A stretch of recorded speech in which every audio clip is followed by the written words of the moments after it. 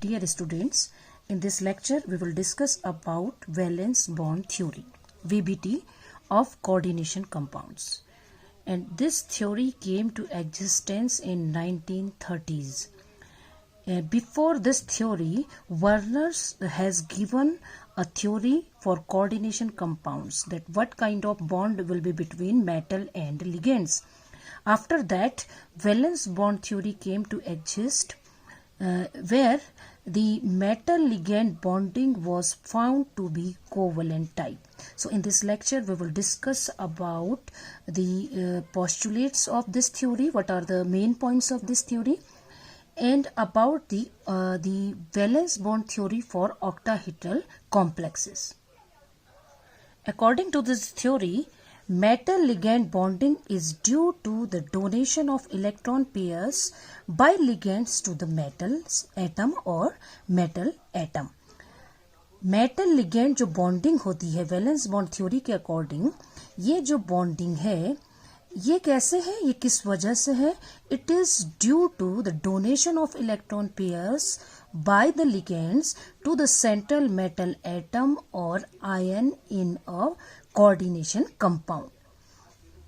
Electron pairs are donated in the vacant hybridized orbitals.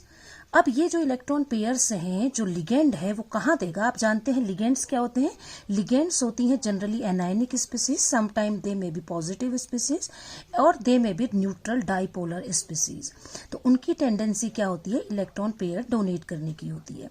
तो electron pair donate करेंगे, पर कहाँ डोनेट करेंगे? They will donate the electron pairs in the vacant hybridised orbitals of the metal ion. तो metal ion और metal atom की vacant hybridised orbitals में ligands can donate their electron pairs. These vacant orbitals, they are of definite geometry. जो vacant hybrid orbital होते हैं metal के, उनकी geometry कैसी होती है? डेफिनिट होती है. डिपेंड करेगा, अगर 6 ऑर्बिटल्स हाइब्रिडाइज्ड होंगे, वेकेंट होंगे, तो वो ऑक्टाहेड्रल शेप होगा.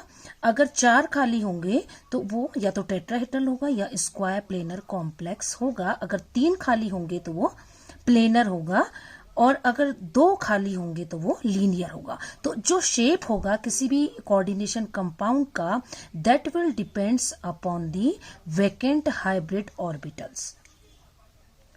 Now these vacant hybrid orbitals of metal, they overlap with the suitable field ligand orbitals, thus they form ligand to metal sigma bond. तो ये जो वेकेंट ऑर्बिटल्स हैं मेटल के, ये किसके साथ ओवरलैप करेंगे? लिगेंड के सुटेबल ऑर्बिटल के साथ ओवरलैप करेंगे, और लिगेंड क्या करेगा? मेटल को इलेक्ट्रॉन पेयर डोनेट करेगा. Thus it is a kind of coordinate covalent bond. So sigma bond will be formed. During formation of this ligand metal bond, hybridization on central atom may be of different type. ये जो hybridisation होगा central metal atom में, वो अलग अलग तरीके का हो सकता है. For example, it may B sp, then the geometry will be linear. It may be sp2, the geometry will be trigonal planar. It may be dsp2, the geometry will be square planar. The hybridization may be sp3, the geometry may be the tetrahedral. The hybridization may be dsp3, so that the geometry will be trigonal bipyramidal, or it may be dsp3, it may be square pyramidal, or the hybridization on the central metal atom may be dsp3, d2sp3 octahedral shape. These are called as inner orbital complex. We will discuss later on. Then the other kind of hybridization may be sp3d2, where the compound's geometry will be octahedral, and these complexes are outer orbital complexes. So जब electron donate करेगा ligand, तो different तरीके के hybridisation generate होते हैं vacant orbitals में central metal atom के. और ये जो हाइब्रिडाइजेशन है, it decides the geometry of the coordination compound. अगर हाइब्रिडाइजेशन sp है तो ज्योमेट्री कैसी होगी, लीनियर। अगर सेंट्रल मेटल एटम में जो हाइब्रिडाइजेशन sp2 है तो कैसी होगी, ट्राइगोनल प्लेनर। dsp2 है तो कैसी होगी, स्क्वायर प्लेनर। अगर sp3 हाइब्रिडाइजेशन है तो टेट्राहेड्रल ज्योमेट्री होगी। अगर dsp3 है तो दो ज्योमेट्री पॉसिबल है, इट में भी स्क्वायर पिरामिडल और ट्राइगोनल बाई पिरामिडल। और अगर ये d2sp3 या sp3d2 है, 6 ऑर्बिटल्स पार्टिसिपेट कर रहे हैं यहाँ पर, 3 4 5 6, तो 6 ऑर्बिटल अगर पार्टिसिपेट कर रहे हैं तो ऑक्टाहेड्रल ज्योमेट्री होगी। ओके, अगर 5 कर रहे हैं तो स्क्वायर पिरामिडल हो सकती है, ट्राइगोनल बाई पिरामिडल हो सकती है। अगर 4 कर रहे हैं तो टेट्राहेड्रल हो सकती है, स्क्वायर प्लेनर हो सकती है। अगर 3 ऑर्बिटल पार्टिसिपेट कर रहे हैं तो ट्राइगोनल प्लेनर हो सकती है। और अगर 2 ऑर्बिटल पार्टिसिपेट कर रहे हैं तो लीनियर ज्योमेट्री हो सकती है। तो लीनियर ज्योमेट्री या और कोई ज्योमेट्री किस पर डिपेंड करती है, depends upon the hybridisation on the central metal ion of the coordination compound. Now, the hybridization on the octahedral complexes central metal ion may be D2sp3 और sp3d2. अभी आपने देखा, अगर हम ऑक्टाहेड्रल कॉम्प्लेक्स की बात करें तो ये हाइब्रिडाइजेशन 2 तरीके का हो सकता है, D2sp3 या sp3d2. तो अगर यहाँ पर हाइब्रिडाइजेशन सेंट्रल मेटल एटम में अगर D2sp3 है तो जो ऑर्बिटल पार्टिसिपेट करेंगे मेटल के बॉन्डिंग में वो कौन होंगे, n-1 D2 ns and np3. 3 तो p ऑर्बिटल होंगे जिनका प्रिंसिपल क्वांटम नंबर n होगा, एक s ऑर्बिटल होगा जिसका प्रिंसिपल क्वांटम नंबर n होगा, और n-1 d ऑर्बिटल होगा यानी जिसका क्वांटम नंबर जो है वो इनसे एक कम होगा। और यहाँ पर जो d ऑर्बिटल पार्टिसिपेट करेंगे वो कौन से हैं, dz² एंड dx² y². सो जो 2 d ऑर्बिटल्स हैं they are dz² and dx² y². Now, in case of sp3d2 hybridization, the orbitals that participate in the bonding, they are ns, np3 and d2. तो इन तीनों का quantum number अगर आप देखेंगे तो एक ही है, जबकि D2sp3 में आपने देखा जो D है उसका प्रिंसिपल क्वांटम नंबर S और P ऑर्बिटल से एक कम था। तो यहाँ पर आप देखिए जो D ऑर्बिटल है again they will participate, they are dz² and dx² y². Now in case of tetrahedral complex, अब देखिए कॉम्प्लेक्स टेट्राहेड्रल भी हो सकता है जहां पर हाइब्रिडाइजेशन ट्रांजिशन मेटल के केस में sp3 भी हो सकता है, sd3 भी हो सकता है, क्योंकि यहाँ पर टेट्राहेड्रल कॉम्प्लेक्सेस के केस में क्या होता है, जो P और D है due to lack of centre of symmetry in tetrahedral complex, P और D की सिमेट्री एक सी होती है. Both these orbitals they are named as T2. This orbital is also named as T2. Now these are the similar terms. अब क्या हो गया, जो P और D हैं वो एक से हो जाते हैं in case of tetrahedral complex. So there is a mixing of P and D in the tetrahedral complexes of transition metal complexes. and यहाँ पर जो D orbital participate करते हैं hybridization में they are dxy, dyz and dzx. तो यहाँ पर थोड़ा करेक्टर किसका होता है, P का भी करेक्टर होता है, वो आप हायर क्लासेस में पढ़ेंगे. तो ये टेट्राहेड्रल कॉम्प्लेक्सेस हो सकते हैं जहां पर हाइब्रिडाइजेशन sp3 एंड sd3 हो सकता है. नाउ द कॉम्प्लेक्सेस में बी स्क्वायर प्लेनर. आपने देख लिया पहले जो कॉम्प्लेक्सेस बनेंगे वो स्क्वायर प्लेनर भी हो सकते हैं. वहां पर हाइब्रिडाइजेशन क्या होगा, dsp2. 4 ऑर्बिटल पार्टिसिपेट कर रहे हैं और जो d ऑर्बिटल यहाँ पर पार्टिसिपेट करेगा वो है dx² y². तो आप ये देखेंगे डिफरेंट टाइप की जो ज्योमेट्रीज है वहां पर डिफरेंट टाइप के d orbitals they are participating in hybridisation. So that was the case of transition metals. ये जो मैंने आपको अभी बताया वो किसका केस था, ट्रांजिशन मेटल कॉम्प्लेक्सेस का. अब अगर हम बात करें जो ट्रांजिशन मेटल्स वहां पर हमने लिए थे वो थे 3D सीरीज के. अब अगर हम देखें यहाँ पर 3rd एंड 4th ग्रुप, अगर हम ट्रांजिशन एलिमेंट्स का जो सेकेंड एंड अगर हम सेकेंड और थर्ड सीरीज देखें, यहाँ पर सेकेंड एंड थर्ड सीरीज, तो सेकेंड एंड थर्ड सीरीज जो है वो क्या होगी वहां पर, या उसको हम क्या कहते हैं 4D एंड 5D सीरीज. तो अगर ट्रांजिशन एलिमेंट्स की सेकेंड एंड थर्ड सीरीज देखें, 4D एंड 5 सीरीज को देखें, तो वहां पर हमेशा जो ऑर्बिटल पार्टिसिपेट करते हैं बॉन्डिंग में वो n-d ऑर्बिटल पार्टिसिपेट करते हैं इन case of octahedral complexes as well as in case of the complexes with coordination number 4. तो जनरली यहाँ पर जो कॉम्प्लेक्सेस का फॉर्मेशन होता है वो या तो स्क्वायर प्लेनर कॉम्प्लेक्स बनते हैं ज्यादातर केस में अगर उसका कोऑर्डिनेशन नंबर 4 है, और अगर वो 6 कोऑर्डिनेशन नंबर वाला कॉम्प्लेक्स है तो वहां पर जो हाइब्रिडाइजेशन होगा वो क्या होगा, D2sp3 hybridisation. Okay, so the transition elements of 4D and 5D series, they form the complexes that involves the n-d orbitals in the bonding. तो ये हमेशा ये जो कॉम्प्लेक्स बनते हैं वहां पर हमेशा पेयरिंग होती है. वहां पर जो एनर्जी गैप होता है दो जो ऑर्बिटल्स के बीच में जो एनर्जी गैप है वो बहुत हाई होता है, यानी 4D और 5s के बीच में, 5D एंड 6s के बीच में जो गैप है वो अधिक होता है. इसकी वजह से इलेक्ट्रॉन्स यहाँ ही क्या होता है, ये यहाँ पर वेकेंट ऑर्बिटल प्रोवाइड करता है. ये आपने पढ़ा होगा ट्रांजिशन मेटल एलिमेंट्स की प्रॉपर्टीज में. तो ये आपको ध्यान रखना है कि अगर ये कॉम्प्लेक्सेस 4D और 5D सीरीज के होंगे तो क्या होगा, n-d orbital will participate. So geometry will be generally square planar, और ऑक्टाहेड्रल अगर वो होगी तो D2sp3 हाइब्रिडाइजेशन होगा, और अगर स्क्वायर प्लेनर होगी तो DsP2 हाइब्रिडाइजेशन होगा. Inner d orbital will participate in bonding. Valence bond theory also explains the magnetic behaviour of complexes. जो वैलेंस बॉन्ड थ्योरी है वो ट्रांजिशन मेटल कॉम्प्लेक्सेस के मैग्नेटिक बिहेवियर को भी बताती है, तो इसलिए इंपॉर्टेंट थ्योरी है. कैसे बताएगी, complexes containing paired electrons, they are diamagnetic in nature, and complexes containing one or more unpaired electrons, they are paramagnetic in nature. complexes जिनके पास paired electron होंगे वो diamagnetic होंगे, और यहाँ पर जो magnetic movement होगा वो जीरो होगा, और यहाँ पर कुछ ना कुछ magnetic movement आएगा जहाँ पर वन और उससे ज्यादा unpaired अयुग्मित इलेक्ट्रॉन्स होंगे, वहां पर वो कैसा होगा, पैरामैग्नेटिक होगा.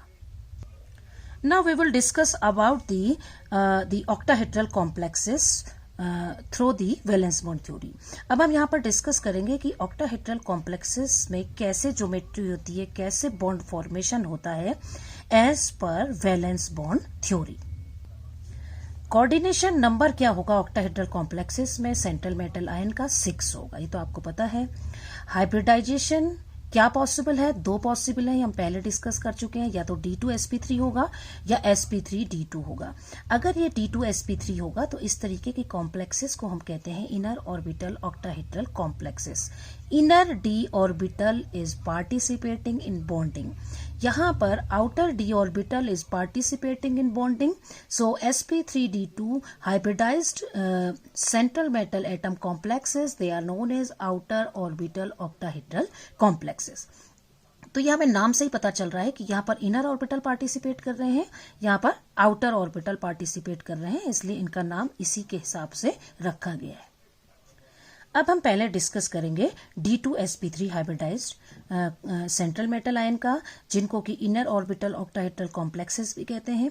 अब यहाँ पर आप देखिए n-1 dx² y², n-1 dz² will participate in bonding. अब ये देखिए अंदर वाले ऑर्बिटल क्यों हैं, क्योंकि इनका जो प्रिंसिपल क्वांटम नंबर है वो इनके प्रिंसिपल क्वांटम नंबर से 1 कम है, मतलब ये इनर ऑर्बिटल है. ns पार्टिसिपेट करेगा, np पार्टिसिपेट करेंगे. तो ये अगर ये 3D सीरीज है तो ये 3dx² y² होगा, ये 3dz² होगा, ये 4s और 4p. तो ये देखिए ये है ना इनर ऑर्बिटल, 3 वाले पार्टिसिपेट कर रहे हैं, और जो s ऑर्बिटल और p ऑर्बिटल है उनका क्वांटम नंबर 1 अधिक है, इसलिए इस तरीके के जो कॉम्प्लेक्सेस का फॉर्मेशन होगा they are known as inner orbital octahedral complexes. They have less number of unpaired electrons. आप देखेंगे अभी इनमें less number of unpaired electrons होंगे, क्योंकि जो इसके अलावा जो 3 ऑर्बिटल्स हैं अंदर, कौन है, dxy, dyz एंड dzx, वो क्या होंगे, या तो वो पेयर्ड होंगे या उनमें बहुत कम इलेक्ट्रॉन होंगे, जिससे कि ये ऑर्बिटल क्या हो जाए, खाली हो जाए. इसलिए ये क्या है, यहाँ पर less number of unpaired electrons मिलेंगे. These are the various examples of inner orbital complexes. ये various example है inner orbital complexes के.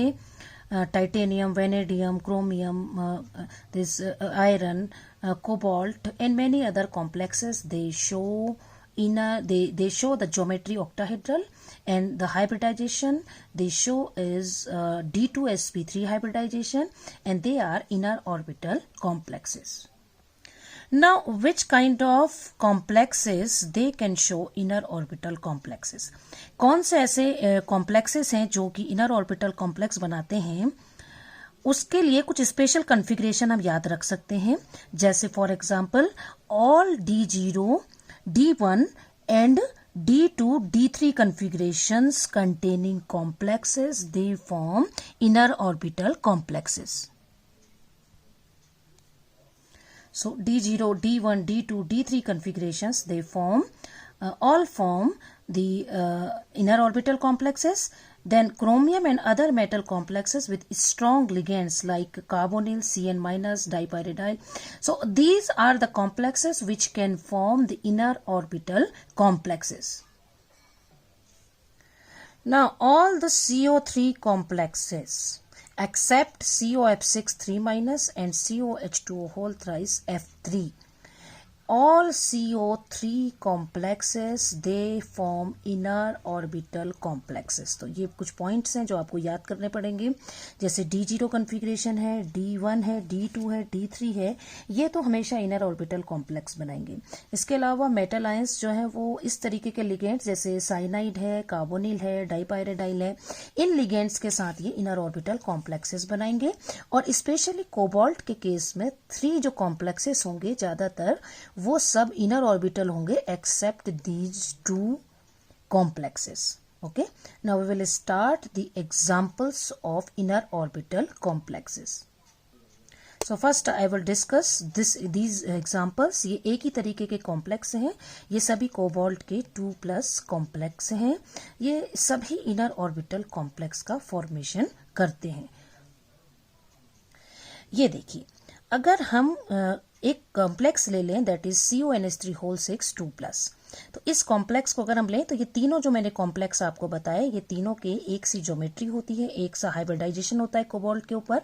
तो अगर यहाँ पर देखिए हम कोबाल्ट 2+ की फॉर्म में है, इसका ऑक्सीडेशन स्टेट कितनी है 2+. तो कोबाल्ट को अगर हम देखें इसका एटॉमिक नंबर है 27, तो इसका वैलेंशियल कॉन्फ़िगरेशन होगा 3d7 4s2. तो आप देखिए इसमें 1 2 3 4 5 6 7 इलेक्ट्रॉन्स 3d ऑर्बिटल में, 4s यहाँ है. देन अगर ये CO2+ की फॉर्म में यहाँ पर प्रेजेंट है तो इसका कॉन्फ़िगरेशन क्या हो जाएगा 3d7, क्योंकि 2 इलेक्ट्रॉन्स जो है यहाँ से रिमूव हो जाएंगे. So this becomes 3d7. Now with this kind of ligand CO2+ जो है वो देखिए साइनाइड के साथ या NO2 के साथ या NH3 के साथ यह क्या करते हैं, जो इलेक्ट्रॉन्स थे, जो 6 इलेक्ट्रॉन्स थे, 1 2 3 4 5 6 7, जो 7 इलेक्ट्रॉन्स थे इनमें से 6 की क्या हो गई पेयरिंग. ये 3 तो पेयर हो गए और एक इलेक्ट्रॉन कहाँ चला जाता है, वो हायर जो एनर्जी के जो ऑर्बिटल्स हैं वहां शिफ्ट हो जाता है. और उसका प्रूफ भी है कि वो जो शिफ्टिंग है वो जनरली 5s ऑर्बिटल में होती है. जो एक इलेक्ट्रॉन देखिए बचा है 1 2 3 4 5 6, तो 6 तो जो है पेयर हो गए. ये जो लिगेंड है इसकी टेंडेंसी है कि वो इन इलेक्ट्रॉन्स को क्या कर देता है, पेयरिंग, इसको शिफ्ट कर देगा. और शिफ्ट करने के बाद क्या करेगा 1 2 3 4 5 6 वेकेंट ऑर्बिटल प्रोवाइड करेगा. देखिए शिफ्टिंग हो गई तो ये 2 अंदर के जो d ऑर्बिटल हैं, दिस इज 3d ऑर्बिटल, ये खाली हो गया. और ये s ऑर्बिटल खाली हो गया, 3 p ऑर्बिटल खाली हो गए.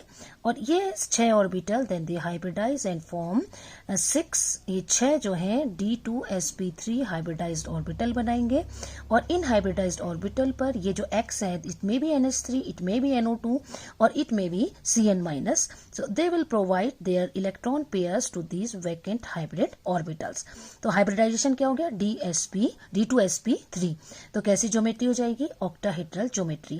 Now there are no unpaired electrons, कोई अनपेयर्ड इलेक्ट्रॉन्स नहीं है, इसलिए ये कैसा हो जाएगा, डायमैग्नेटिक होगा नेचर में. तो हम इसका मैग्नेटिक बिहेवियर बता सकते हैं कि all electrons are paired, so it is diamagnetic in nature. और वन इलेक्ट्रॉन जो मैंने आपसे कहा वो 5s ऑर्बिटल में शिफ्ट हो जाता है, इसलिए ये जो कॉम्प्लेक्स है वो इजीली ऑक्सीडाइज हो जाता है। अगर हम H2O2 भी लेंगे, H2O2, तो ये ऑक्सीडाइज होके 3+ स्पीसीज में कन्वर्ट हो जाएगा, मतलब इसके ऊपर 3+ चार्ज आ जाएगा।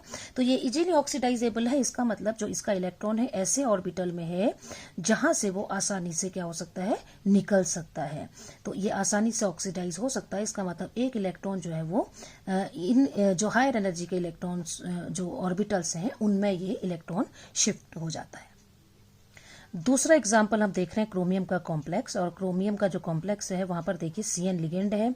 तो CN लिगेंड होने की वजह से ये कैसा है, इनर ऑर्बिटल कॉम्प्लेक्स है, क्योंकि CN की टेंडेंसी होती है कि ये इलेक्ट्रॉन्स की क्या करता है, पेयरिंग कर देता है। और यहाँ पर तो आप देखेंगे Cr का जो एटॉमिक नंबर है it is 24, so the configuration is 3d5 4s1। This is the वैलेंशियल configuration. ये d ऑर्बिटल है, 5 इलेक्ट्रॉन यहाँ, एक यहाँ पर है, तो इस तरीके। अब आप देखिए ये यहाँ पर जो इसकी जो ऑक्सीडेशन स्टेट है क्रोमियम की वो 3+ है, then the electronic configuration will become 3d3। Now there is no necessary of pairing of electrons. अब ये CN है, इसकी पेयरिंग की जरूरत नहीं है क्योंकि ये दोनों ऑर्बिटल क्या है, खाली।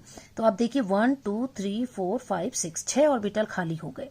तो ये कहाँ के ऑर्बिटल है, अंदर के, ये 3D ऑर्बिटल है। इनका क्वांटम नंबर जो प्रिंसिपल क्वांटम नंबर है it is less than these 2 orbitals. तो दो ये ऑर्बिटल D2sp3 हाइब्रिडाइजेशन यहाँ पर होगा। अब यहाँ पर आप देख सकते हैं जब ये कॉम्प्लेक्स फॉर्मेशन होगा तो देखिए 3 अनपेयर्ड इलेक्ट्रॉन्स हैं और ये जो 6 ऑर्बिटल हैं ये खाली हैं, यानी मेटल ने ये 6 ऑर्बिटल प्रोवाइड किए और हाइब्रिडाइज्ड ऑर्बिटल बनाए 6 1 2 3 4 5। वो क्या हाइब्रिडाइज्ड ऑर्बिटल है, they are D2sp3 hybridised orbital, and in this hybridised vacant orbital this CN can provide its lone pair of electrons. So these are the lone pair of electrons from CN. So thus they form the coordinate covalent bond. This is a sigma bond, and this species is paramagnetic in nature due to the presence of 3 unpaired electrons. तो ये कैसा है, paramagnetic है nature में क्योंकि इसमें 3 unpaired electrons हैं। This is another example of inner orbital complex. यहाँ पर भी आप देख सकते हैं CN स्ट्रॉन्ग लिगेंड है and NO is also a strong ligand. तो ये इस तरीके के लिगेंड्स हैं जो कि इलेक्ट्रॉन्स की पेयरिंग कर सकते हैं and they will provide the inner d orbital vacant. तो अगर हम आयरन को देखें इट्स एटॉमिक नंबर इज 26, जो so the वैलेंशियल configuration is 3d6 4s2। Now this is 3d6 4s2 configuration, and in this complex iron is in 2+ oxidation state, so its electronic configuration is 3d6, so it is 3d6। देखिए यहाँ पर कोई भी जो orbital है केवल 4 vacant हैं, but it is an octahedral complex, so the iron should require 6 vacant orbital for the bonding. So due to the presence of these ligands, these 6 electrons they will paired. तो इनके वजह से ये जो CN और NO ligand है इनकी वजह से जो 6 इलेक्ट्रॉन्स हैं तो क्या हो गई, उनकी पेयरिंग हो गई। तो अब ये वाला ऑर्बिटल भी वैकेंट हो गया, ये वाला भी वैकेंट हो गया क्योंकि इलेक्ट्रॉन कहाँ शिफ्ट हो गए, यहाँ शिफ्ट हो गए। तो 1 2 3 4 5 6, तो आप देख सकते हैं 6 ऑर्बिटल्स प्रोवाइड किए। Now again these are the 2 inner orbitals, तो hybridisation is D2sp3 and in vacant hybridised orbital में then these ligands they can provide their lone pair of electrons. Again this species is diamagnetic due to the presence of only paired electrons. Now the other example, manganese का example हम ले रहे हैं। Again यहाँ पर इस तरीके का लिगेंड है जहां पर क्या होता है, पेयरिंग हो जाती है इजीली। Mn का atomic number is 25, 3d5 4s2 is the valential configuration. So there are 5 electrons in d orbital and 2 electrons in 4s orbital. In this complex Mn exists as 2Mn2+, तो oxidation state क्या है 2+, so the valence electronic configuration it becomes 3d5। तो valence electronic configuration क्या हो गया 3d5। तो 5 electron यहाँ है, अगेन आप देख रहे हैं यहाँ पर केवल 4 ऑर्बिटल वेकेंट हैं। तो due to presence of the CN- these electron will shift, ये पेयरिंग हो जाएगी, 5 इलेक्ट्रॉन यहाँ आ जाएंगे इन तीनों ऑर्बिटल में। और इसने क्या किया, देखिए ये ऑर्बिटल प्रोवाइड कर दिए। तो अगेन 1 2 3 4 5 6, अगेन आप देख रहे हैं कि 6 ऑर्बिटल प्रोवाइड किए, किसने किए, मेटल ने, due to presence of this ligand. तो अगेन हाइब्रिडाइजेशन इज D2sp3 और इन हाइब्रिडाइज्ड ऑर्बिटल में फिर ये जो Cn है अपने इलेक्ट्रॉन पेयर डोनेट कर सकता है। सो डॉट से जो दिखाए हैं ये इलेक्ट्रॉन पेयर इन लिगेंड्स के हैं और आप देख सकते हैं only one electron is present here, so it is paramagnetic in nature. But आप देख रहे हैं ज्यादातर ये जो इनर ऑर्बिटल कॉम्प्लेक्स है या तो एक अनपेयर्ड इलेक्ट्रॉन मिल रहा है, अगर D3 कन्फिग्रेशन है या D2 है तो आपको 3 अनपेयर्ड इलेक्ट्रॉन मैक्सिमम मिल सकते हैं यहाँ पर। तो यहां पर आप देख रहे हैं जो अनपेयर्ड इलेक्ट्रॉन उनका नंबर कम है और ये हमने कहा था पहले भी कि इस केस में जो अनपेयर्ड इलेक्ट्रॉन्स का नंबर है वो कम होता है इनर ऑर्बिटल्स कॉम्प्लेक्सेस के केस में। This species is paramagnetic due to the presence of this one unpaired electron. Now I had taken one example from 5D series complex. अब एक एग्जांपल ऐसा लिया है जहां पर लिगेंड कुछ भी हो, दिस लिगेंड में भी Cl, दिस में भी Cn, कोई भी लिगेंड हो सकता है और वहां पर आप देखेंगे क्योंकि प्लेटिनम की टेंडेंसी क्या होती है, इसकी टेंडेंसी होती है कि यहाँ पर पेयरिंग होती है। आपने देखा जो 4D और 5D सीरीज के जो एलिमेंट्स हैं वहां पर जो ऑर्बिटल पार्टिसिपेट करते हैं वो n-1d ऑर्बिटल्स होते हैं। तो यहाँ पर प्लेटिनम का atomic number is 78, the configuration is 5d8 6s2। So this is the configuration of platinum and in this complex it is in platinum 4, so the configuration will become 5d6, so there are 6 electrons. Now we already know that 3D 4D and 5D series elements they vacate the inner d orbital। यहाँ पर क्या होता है कि electrons की shifting होती ही होती है। तो यहाँ पर लिगेंड कोई भी हो ये क्या करेगा, इलेक्ट्रॉन्स की पेयरिंग कर देगा और इनर ऑर्बिटल प्रोवाइड करता है बॉन्डिंग के लिए। तो ये फिर से आप सोच लीजिए कि अगर 4D और 5D सीरीज का कोई मेटल कॉम्प्लेक्स है तो वहां पर तो पेयरिंग होनी ही होनी है and it does not depends upon the ligand. Ligand के ऊपर डिपेंड नहीं करेगा, कोई भी लिगेंड हो पेयरिंग हो जाएगी। So it will provide these 2 inner orbitals and these are the 4 orbitals, so total 6 orbitals provide कर दिए इसने। again the hybridization is D2s2 D2। देखिए पहले D आ रहे हैं, ये भी D है ये भी D है, तो इसलिए पहले हमने D लिखा है, देन S लिखा है, देन P लिखा है। तो हाइब्रिडाइजेशन क्या हो गया, D2sp3। Again it is diamagnetic in nature because of the absence of unpaired electrons। so this is all about the inner orbital complexes। Now I will discuss about the outer orbital octahedral complexes where the hybridization of the central metal atom is sp3d2। अब यहाँ पर हम outer orbital octahedral complexes को discuss करेंगे जहाँ पर central metal ion पर hybridisation क्या होता है, sp3d2। क्यों है, देखिए D देखिए बाद में लिखा है हमने, तो ये आउटर ऑर्बिटल। अगर हमने D पहले लिखा था तो वो क्या थे, इनर ऑर्बिटल, तो हमने D बाद में लिखा है। तो यहाँ पर जो ऑर्बिटल पार्टिसिपेट करते हैं वो है NS, NP, ND।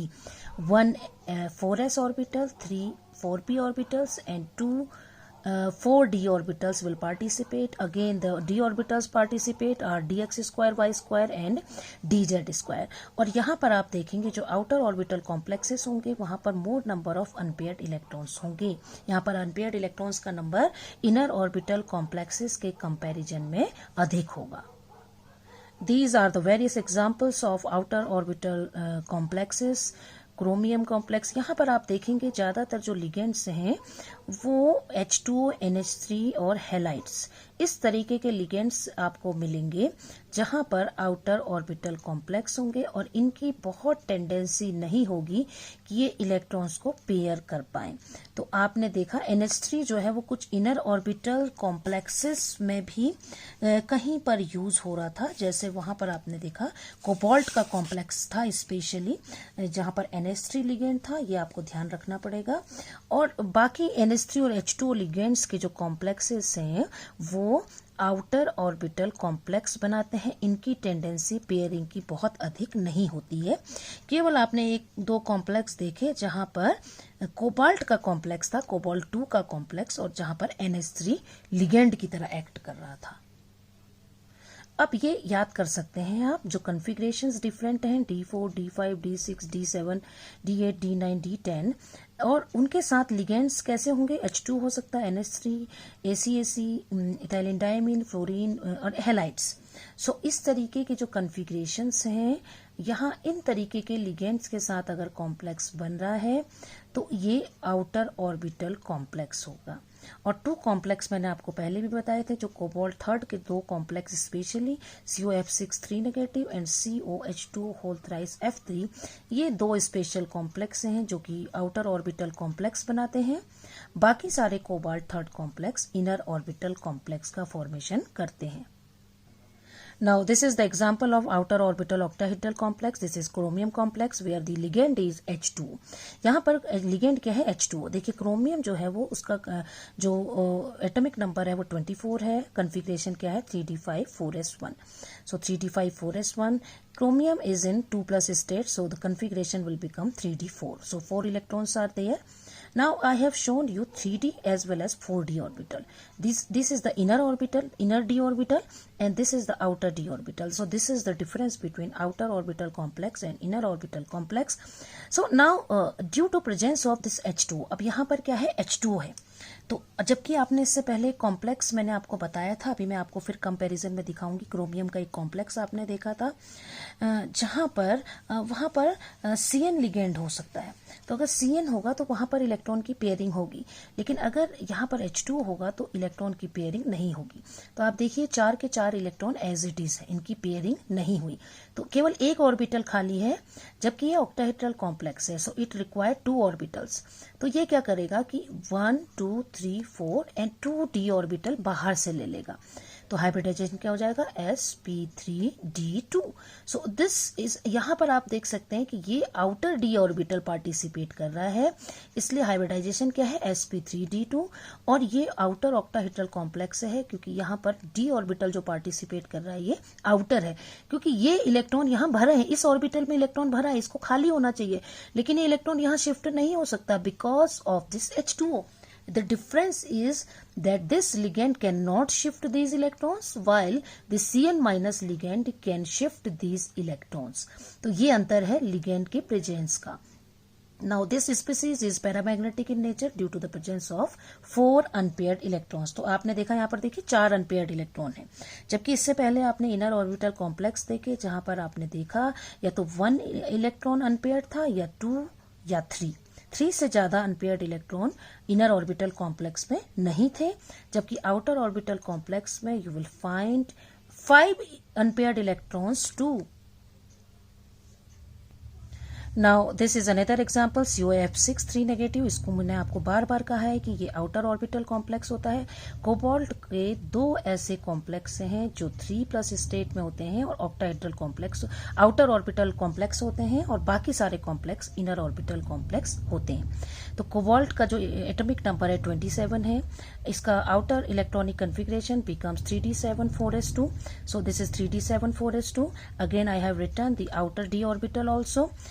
In this complex, the CO is in 3+ state, so the electronic configuration will become 3d6. So these 6 electrons, they are arranged in d orbital.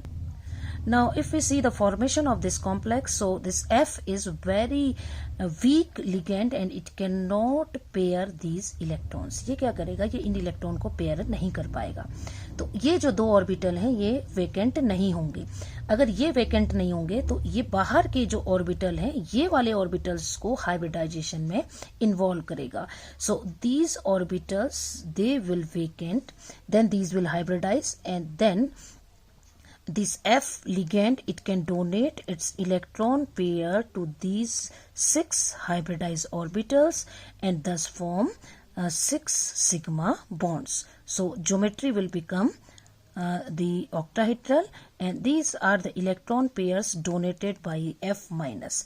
So thus this is the bonding in COF6 3 negative, and again it is paramagnetic due to presence of these 4 unpaired electrons.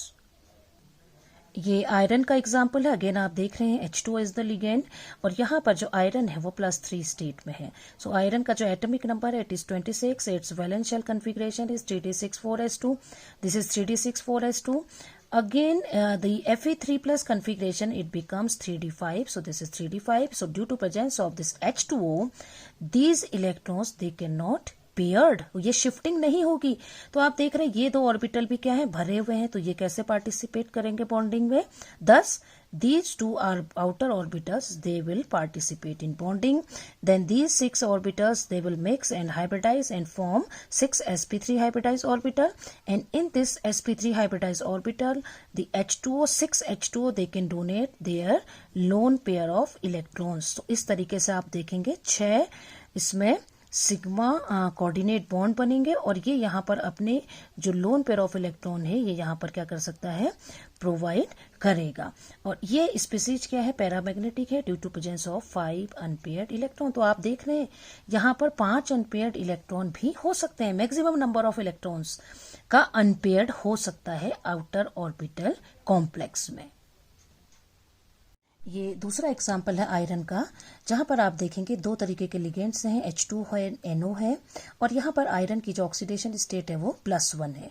तो यहाँ देखिए again iron का जो configuration है वो 3d6 4s2 है, वैलेंशियल configuration, atomic number is 26। यहाँ पर दो टाइप के लिगेंड है, इनमें से NO की टेंडेंसी क्या है, थोड़ी सी इलेक्ट्रॉन को शिफ्ट करने की है। तो देखिए ये Fe+ का मतलब हो गया 3d6 4s1 electron. So due to presence of this NO, ये जो इलेक्ट्रॉन 4s में है इसकी शिफ्टिंग हो जाएगी यहाँ D में, लेकिन इन इलेक्ट्रॉन्स की कंप्लीट शिफ्टिंग नहीं होगी। तो यहाँ पर ये जो ऑर्बिटल्स हैं ये वेकेंट नहीं होंगे, इसलिए ये जो दो d ऑर्बिटल हैं ये वेकेंट होंगे। और again it will hybridise, these 6 orbitals they will hybridise and form sp3d2 hybridisation. And in these sp3 3d2 hybridized orbitals, this H2O and NO can donate their electron pairs. And again, this species is paramagnetic in nature due to presence of these 3 unpaired electrons. Now this is the last example which I have given you, that is of nickel complex. Again, NH3 is a ligand which cannot shift the electrons. So nickel has 28 atomic number, thus the valence shell electronic configuration is 3d8 4s2. So this is 3d8 4s2, this is 3d orbital, this is 4s orbital, this is 4p, and this is 4d. So in this the nickel is in 2 oxidation state, so it becomes 3d8. So these electrons, they cannot shift in the inner side, so these 2 orbitals, they are not vacant, so these 2 outer orbitals, they will participate in hybridization. So again the hybridization is sp3d2, and this is outer orbital octahedral complex because of the use of these 2 outer d orbitals in the hybridization, and it is paramagnetic in nature due to presence of these 2 unpaired electrons. So this is all about the outer orbital complexes. Now I will conclude the whole lecture. इस lecture में हमने क्या पढ़ा, एक तो हमने पढ़ा कि वैलेंस बॉन्ड थ्योरी के अकॉर्डिंग मैटर और लिगेंड में किस तरीके की बॉन्डिंग होती है। तो मैटर और लिगेंड में किस तरीके की बॉन्डिंग होती है, लिगेंड अपने इलेक्ट्रॉन पेयर डोनेट करता है मेटल एटम के और आयन के वेकेंट हाइब्रिडाइज्ड ऑर्बिटल्स में। और ये जो वेकेंट हाइब्रिडाइज्ड ऑर्बिटल्स होते हैं, इन ये ज्योमेट्री को भी डिसाइड करते हैं। अगर ये 6 होंगे तो ऑक्टाहेड्रल कॉम्प्लेक्स होगा, अगर ये 4 होंगे तो ये स्क्वायर प्लेनर हो सकता है, या ये टेट्राहेड्रल कॉम्प्लेक्स हो सकता है, अगर ये 5 होंगे तो ये स्क्वायर पिरामिडल हो सकता है, और ट्राइगोनल बाइपिरामिडल हो सकता है, एंड सो ऑन। और ये जो ऑर्बिटल है यहाँ पर आप देखेंगे ऑक्टाहेड्रल कॉम्प्लेक्सेस। अगर हम ट्रांजिशन मेटल्स की बात करें 3D सीरीज के, तो आप देखेंगे कि यहाँ पर 2 तरीके के ऑर्बिटल बनते हैं। ऑक्टाहेड्रल के केस में 2 तरीके के कॉम्प्लेक्सेस बनते हैं, एक होते हैं इनर ऑर्बिटल कॉम्प्लेक्स, दूसरे होते हैं outer orbital complex. Inner orbital complexes में सेंट्रल मेटल एटम में हाइब्रिडाइजेशन होता है d2sp3, और आउटर ऑर्बिटल कॉम्प्लेक्सेस के सेंट्रल मेटल आयन में होता है sp3d2 हाइब्रिडाइजेशन। और जो डी ऑर्बिटल यहाँ पर पार्टिसिपेट करते हैं हाइब्रिडाइजेशन में, they are z square and dx square y square. Tetrahedral complexes जो फॉर्म होते हैं वहाँ पर जो डी ऑर्बिटल पार्टिसिपेट करते हैं टेट्राहेड्रल कॉम्प्लेक्सेस में, वो होते हैं dxy, dyz and dzx। Square planar complexes में जो हाइब्रिडाइजेशन होता है सेंट्रल एटम में, वो होता है dsp2, और वहाँ पर जो डी ऑर्बिटल पार्टिसिपेट करता है वो है dx square y square. Then जो सेकंड और थर्ड ट्रांजिशन सीरीज है यानी 4d एंड 5d सीरीज, वहां पर जो d ऑर्बिटल पार्टिसिपेट करता है वो हमेशा n-1d ऑर्बिटल होता है। इसलिए या तो ये इनर ऑर्बिटल कॉम्प्लेक्स बनाते हैं ऑक्टाहेड्रल, या फिर ये स्क्वायर प्लेनर कॉम्प्लेक्स बनाते हैं if the coordination number of central metal ion is 4। और वीबीटी क्या एक्सप्लेन करती है about the diamagnetic and paramagnetic nature of complexes. तो इस लेक्चर में हमने पढ़ा about the inner orbital complexes, और उसमें जो की पॉइंट थे वो थे कि जितने D0, D1, D2, D3 ये कन्फिग्रेशंस जो हैं सारे इनर ऑर्बिटल कॉम्प्लेक्स बनाते हैं, और मेटल आयन के जो कॉम्प्लेक्स हैं वो CO, CN माइनस डाइपाइरिडाइल लिगेंड के साथ they form inner orbital complexes. ये लिगेंड्स क्या करते हैं, इलेक्ट्रॉन की शिफ्टिंग कर देते हैं। और ऑल CO3 कॉम्प्लेक्सेस एक्सेप्ट दो जो कॉम्प्लेक्स हैं, ये आप बार बार मैं बोल रही हूँ कि COF6 3 नेगेटिव है and COH2O whole thrice F3 है, ये जो हैं ये इनको छोड़कर बाकी सारे कोबाल्ट के 3+ कॉम्प्लेक्स जो हैं वो क्या होते हैं, ये सारे इनर ऑर्बिटल कॉम्प्लेक्स फॉर्म करते हैं। और इसके बाद हमने पढ़ा आउटर ऑर्बिटल कॉम्प्लेक्सेस के बारे में। आउटर ऑर्बिटल कॉम्प्लेक्सेस के बारे में जो हमने पढ़ा वो पढ़ा कि हाइब्रिडाइजेशन इज sp3d2, और D4, D5, D6, D7, D8, D9 and D10 कन्फिग्रेशंस अगर हो मेटल आयन का, और लिगेंड्स हों H2O, NH3, ACAC, EN, F minus, Cl minus ion, तो ये आउटर ऑर्बिटल कॉम्प्लेक्स बनाते हैं। इसके अलावा कोबाल्ट 3 के दो complex, again I am giving their name, COF6 3 negative and COH2O whole thrice F3, ये दो कॉम्प्लेक्स ऐसे हैं जो आउटर ऑर्बिटल कॉम्प्लेक्स का फॉर्मेशन करते हैं। So this is all about this lecture. In the next lecture we will discuss about the valence bond theory of tetrahedral and square planar complexes. So thank you very much.